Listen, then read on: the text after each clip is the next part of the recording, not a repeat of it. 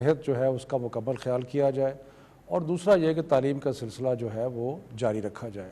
تو اس میں ہم نے سارے صوبوں کے مشاورت کے ساتھ 2 بڑے فیصلے کیے صحت کے حساب سے، اور وہ یہ تھا کہ جتنے بھی تعلیمی ادارے تھے ملک میں وہ سارے 31 مئی تک بند کر دیے گئے، اور دوسرا فیصلہ یہ کیا کہ جو امتحانات کا سلسلہ ہے وہ سارے امتحان ملتوی ہو جائیں گے اور جون اور جولائی میں امتحانات ہوں گے۔ تو یہ فیصلے ہم نے مارچ کے شروع میں کیے۔ ساتھ ہی آپ کی ہدایت کے مطابق ہم نے ایک ٹیلی تعلیم کا سلسلہ شروع کیا، جس میں ہم نے ایک ٹیلی ویژن کے چینل کے ذریعے تعلیم کا سلسلہ بھی جاری رکھا۔ اب جب ہم نے یہ بھی فیصلہ کیا تھا کہ وقت گزرنے کے ساتھ ہم یہ سارے فیصلے جو ہیں ان کو ریویو بھی کریں گے، تو پچھلے 2 دن پہلے ہم نے بین الصوبائی جو وزراء تھے تعلیم کے ان کے ساتھ میٹنگ کی، اور میٹنگ کر کے اس میں تقریباً کنسنسس کے ساتھ 2 چیزوں پہ فیصلے کیے، جو کہ آج ہم نے پہلے NCOC میں پیش کیے اور آج NCC میں پیش کیے، اور جس کی آپ نے اپروول دی۔ تو وہ 2 فیصلے کیا ہیں؟ وہ فیصلے یہ ہیں کہ جتنے اسکول تعلیمی ادارے، صرف اسکول نہیں، یونیورسٹیز بھی، باقی بھی جتنے بھی تعلیمی ادارے ہیں وہ 1 جولائی کو نہیں کھلیں گے، بلکہ وہ 1 جون کو نہیں کھلیں گے، بلکہ وہ 15 جولائی تک بند رہیں گے۔ یعنی کہ ہم نے جو اسکولز کو اور تعلیمی اداروں کو مزید 1.5 ماہ بند کرنے کا فیصلہ کیا، جس کی آپ نے منظوری دی۔ اور دوسرا جو بہت ہی امپورٹنٹ فیصلہ یہ ہے کہ جتنے بورڈز کے امتحانات ہیں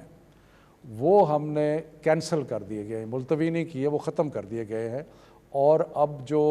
9ویں 10ویں 11ویں 12ویں کے مختلف بورڈز کے امتحانات ہونے تھے اب وہ نہیں ہوں گے۔ اس کے بجائے جو پچھلے سال کا رزلٹ ہے اس کی بنیاد پر پروموشن ہوگی، اور یونیورسٹیز نے بھی یہ کہا ہے کہ وہ جو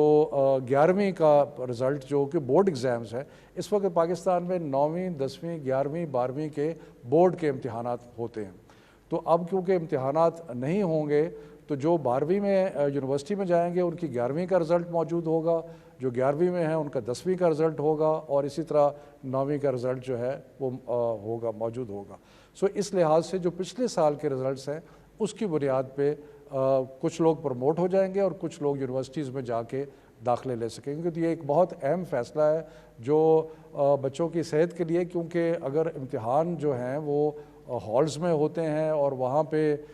کلسٹر ہونے کا خطرہ تھا، اور دوسرا ان کو وہاں پہ آنے جانے کا، تو اس لیے بچوں کی صحت کے لیے اور والدین کی تسلی کے لیے یہ 2 بڑے اہم فیصلے کیے گئے۔ شفقت بہت بہت شکریہ۔ میں چاہوں گا کہ معید آپ پلیز اب تھوڑا ذرا لوگوں کو بتائیں، مجھے پتہ ہے کہ اوورسیز پاکستانیز دیکھ رہے ہوں گے اور وہ اس وقت کئی ان میں سے جو آنا چاہتے ہیں، جو سٹینڈرڈ ہیں، مشکل میں ہیں، ان کو ذرا میں نے کوشش تو کی ہے بتانے کی، ہماری مجبوری جو کوارنٹین کی وجہ سے ہے، لیکن آپ پلیز ذرا اپڈیٹ کریں ان کو۔ شکریہ وزیر اعظم صاحب۔ پہلے تو حسب معمول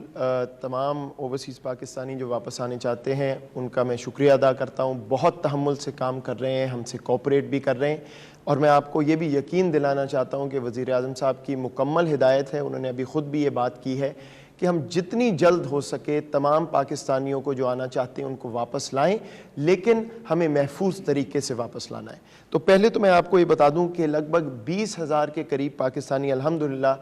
حفاظت سے پاکستان ہم لا چکے ہیں جب سے ہم نے آپریشنز یہ دوبارہ شروع کیے ہیں، ایئر آپریشنز، لیکن جو تعداد ہے جو ابھی واپس آنا باقی ہیں اس میں بھی بدستور اضافہ ہوتا جا رہا ہے، کیونکہ بہت سے ہمارے خلیجی ممالک میں ایسے مزدور طبقہ ہے جن کی نوکریاں ختم ہو گئیں یا سسپینڈ ہو گئیں، پھر اب رمضان اور عید، تو کوئی 1,10,000 کے قریب لگ بھگ ابھی ہمارے پاس رجسٹرڈ لوگ ہیں، اور شاید اس میں بھی کچھ ابھی اضافہ ہوگا۔ تو یہ چیلنج تو بہت بڑا ہے، اس میں کوئی شک نہیں۔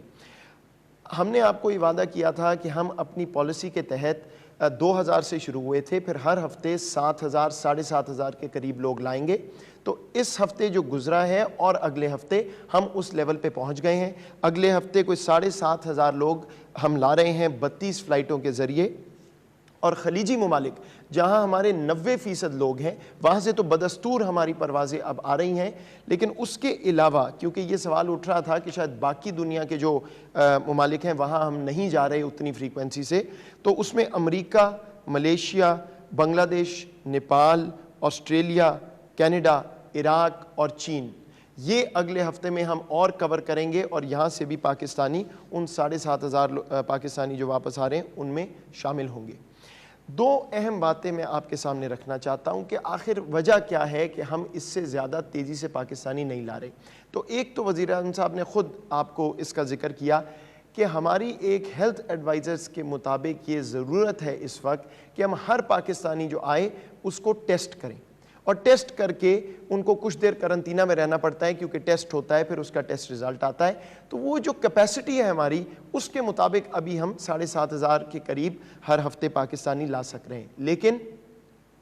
ہم صوبوں کی مشاورت سے وزیر اعظم صاحب کی ہدایت کے مطابق پوری کوشش کر رہے ہیں کہ ہم اس پالیسی کو بھی ریویو کرتے رہیں، اس پہ نظر ثانی ہم کر رہے ہیں کہ محفوظ طریقے سے کیا اور ہمارے پاس آپشنز ہیں کہ پاکستانی آئیں، ٹیسٹ بھی ہو، لیکن زیادہ تعداد میں پاکستانی آ سکے۔ تو انشاءاللہ اگلے ہی کچھ دنوں میں ہم ایک پالیسی سوچ رہے ہیں، جو سیلف کوارنٹین کی پالیسی وزیر اعظم صاحب نے ذکر کیا، اگر وہ ہم اس طرف چلے جاتے ہیں اور صوبوں کی مشاورت سے اتفاق ہو جاتا ہے تو پھر ہم انشاءاللہ لگ بھگ 12، 13، 14,000 پاکستانی بھی واپس لا سکیں گے، اور پھر عید تک جو ہے میکسیمم نمبر ہمارا آ سکے گا۔ لیکن ایک بات اور میں آپ کے سامنے رکھنا چاہتا ہوں، میں میڈیا پہ بھی ہم دیکھ رہے ہیں اور اس پہ بہت بات شروع ہو گئی ہے کہ جو پاکستانی ہم باہر سے لائے ہیں اس میں میجورٹی کئی کہہ رہے ہیں کہ وہ کرونا ٹیسٹ ان کا پازیٹیو آیا ہے اور وہ بیماری سے لاحق ہیں۔ میں واضح کرنا چاہتا ہوں کہ ایسی بات نہیں ہے۔ یہ بات درست ہے کہ کچھ خلیجی ممالک سے پروازیں آئی تھیں، اس میں چند مخصوص پروازیں تھیں جس میں 40-50% لوگ بدقسمتی سے انفیکٹڈ تھے۔ وہ جو ممالک ہیں ان سے ہماری بات چیت ہو رہی ہے، وزارت خارجہ نے ان سے یہ چیز ریز کی ہے، اور ہم اس کا کوئی طریقہ نکال رہے ہیں کہ دوبارہ ایسا نہ ہو۔ لیکن عمومی طور پہ جو پاکستانی باہر سے آئے ہیں ان کی شرح جو ہے کرونا پازیٹیو کی، وہ جو یہاں لوکل ٹرانسمیشن ہے پاکستان میں اس سے کچھ زیادہ نہیں ہے، بالکل اتنی ہی شرح ہے۔ تو یہ جو ایک سٹگمیٹائز ہم نے کرنا شروع کر دیا بدقسمتی سے، اور پھر یہ پریشر دوبارہ سے آنا شروع ہو گیا کہ تمام پروازیں بند کر دیں تو سارے انفیکٹڈ آ رہے ہیں، ایسا نہیں ہے۔ جہاں سے انفیکٹڈ تھے ہم اس پہ ڈپلومیٹکلی کام کر رہے ہیں، سفارتکاری ہماری اس پہ ہو رہی ہے۔ باقی پاکستانی جو آئے ہیں بیشتر فلائٹس میں کوئی بھی انفیکٹڈ نہیں ہے۔ تو یہ میں نے خود بھی سٹیٹمنٹ میڈیا پہ دی تھی کہ کچھ ایسی مخصوص پروازیں ہیں، لیکن اس کو پلیز سٹگمیٹائز نہ کیجئے۔ اہم چیز یہ ہے کہ ہم ٹیسٹ کر کیوں رہے ہیں، بالکل اسی لیے کر رہے ہیں کہ ایسا نہ ہو کہ اگر کوئی انفیکٹڈ آ بھی رہے ہیں تو وہ اپنے گھروں کو چلے جائیں بغیر ٹیسٹ کے، جب جائیں تو قرنطینہ میں جائیں۔ اور ایسا نہیں ہے کہ یہ لوگ آ رہے ہیں اور ڈائریکٹ ہسپتال جا رہے ہیں اور بہت بیمار ہیں، تو یہ ایک مسکنسیپشن ہے، اس کو دور کیجئے۔ ہماری جو ایئر فلائٹس ہیں وہ جاری رہیں گی، باہر سے پاکستانی ہم لاتے رہیں گے، محفوظ طریقے سے لائیں گے، اور جتنے زیادہ ہو سکا انشاءاللہ یہ پالیسی میں لچک بھی آتی جائے گی اور ہم لاتے رہیں گے۔ یہ واضح ہدایت ہے وزیر اعظم صاحب کی، اور اس پہ عمل ہوگا اور مشاورت کے ساتھ ہوگا۔ بہت شکریہ معید۔ میرے پاکستانیوں، آخر میں یہ مشکل وقت ہے، ہمارے لیے نہیں صرف دنیا کے لیے مشکل وقت ہے، اور ہمیں سب کو رمضان کا مہینہ ہے، خاص طور پہ اللہ کا شکر ادا کرنا چاہیے 2 نفل پڑھ کے کہ جس طرح کی باہر تباہی مچی ہے اللہ نے پاکستان کو اس تباہی سے بچایا ہوا ہے۔ اس کا یہ نہیں مطلب کہ آگے حالات اسی طرح اچھے رہیں گے، برے بھی ہو سکتے ہیں۔ پہلے تو ہم سب کو یہ فیصلہ بحیثیت قوم کرنا چاہیے کہ انشاءاللہ جو بھی آگے ہوگا ہم ایک قوم مل کے اس کا مقابلہ کریں گے۔ ہم یہ نہیں کریں گے کہ اس کا سارا بوجھ ایک کمزور طبقہ اٹھائے، جو آگے ہی جس کی زندگی مشکل میں ہے انہی کے اوپر سارا بوجھ ڈال دیں۔ ہماری ساری کوشش یہ ہے کہ ہم کم سے کم بوجھ ڈالیں اپنے غریب طبقے کے اوپر۔ ہمیں پتہ ہے کہ اس کرونا سے سب سے زیادہ متاثر ہمارا وہ غریب طبقہ ہے اس وقت، وہ لوگ جو پہلے ہی بڑی مشکلوں سے اپنی زندگی گزارتے ہیں، اپنے بچوں کا پیٹ پالتے ہیں، ان کے اوپر سب سے زیادہ بوجھ ہے۔ لہٰذا میری اسٹیٹ کی میری ریاست کی سب سے بڑی ذمہ داری اس طبقے کے اوپر ہے کہ ان کے اوپر کم سے کم بوجھ پڑے۔ تو یہ جب کھول رہے ہیں، اور اس کے اوپر کئی مجھے افسوس ہوتا ہے یہ باتیں ایسے کرتے ہیں کہ جی لوگوں کی جانیں خطروں میں ہیں۔ کرونا سے بھی ہم نے لوگوں کو بچانا ہے، اور لاک ڈاؤن کی وجہ سے جو اس وقت لوگوں کی بھوک کی وجہ سے جان خطرے میں ہے،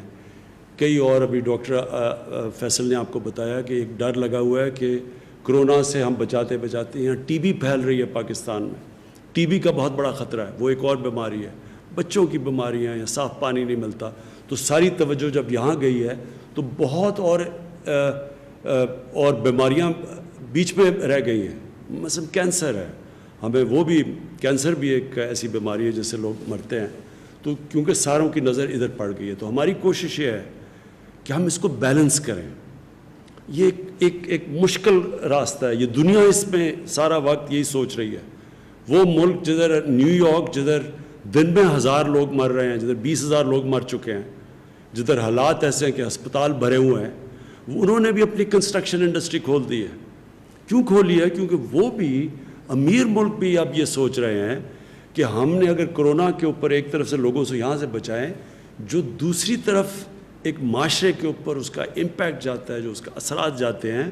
اس سے ہو سکتا ہے آگے معاشرے کو اس سے بھی زیادہ نقصان ہو جائے. تو لہٰذا یہ